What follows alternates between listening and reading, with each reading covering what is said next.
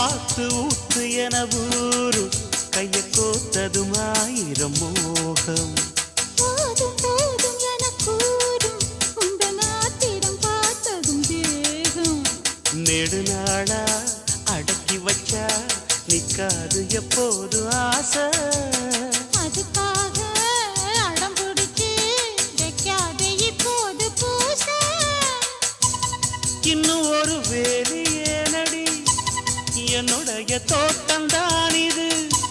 கொஞ்சம் பொறுத்தாலி ஏறட்டும் சொன்னபடி கேட்கும் மானிது வட்ட நிலவ கட்டி அணைக்க பஞ்சாங்கம் பார்க்காது வானா